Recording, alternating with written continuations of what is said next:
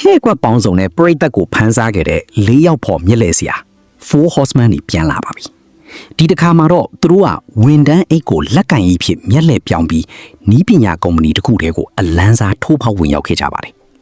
လုံခြုံရေးတွေကိုမျက်လဲပြပြီးဓာတ်ပုံရိုက်ကပ်ပြားတွေခိုးယူရင်းနဲ့ကုမ္ပဏီရဲ့အချက်ချကြတဲ့နေရာကိုရောက်အောင်သွားခဲ့ကြတာပါ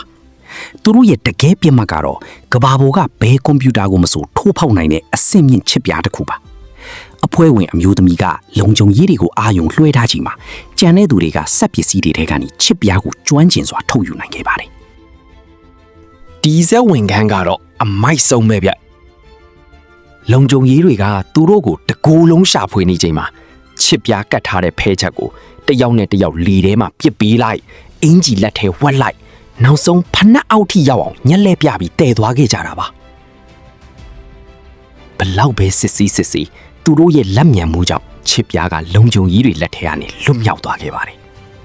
ချစ်ပြားကိုရပြီးအမှတ်နဲ့ဟယ်ရီစီသွားအပ်ပေမဲ့သူတို့တစ္ဆာဖောက်ခံလိုက်ရပါတယ်ဟယ်ရီကသူတို့ကိုလီရင်ပေါ်တင်ပြီးပင်လယ်ထဲပစ်ချဖို့ကြိုးစားခဲ့ပါတယ်ဒါပေမဲ့ဒါဟာလေမျက်လဲစရာတွေရဲ့ကြိုးတင်စီမံထားတဲ့အကွက်တစ်ခုဖြစ်နေခဲ့ပါတယ်လီရင်ပေါ်ကပလင်းတစိတ်တွေပြောင်းသွားတာနဲ့တင်ဟယ်ရီတို့တာအဖအကြီးအကျယ်အလိန်ခံလိုက်ရပြီဆိုတာသိလိုက်ရပါပြီ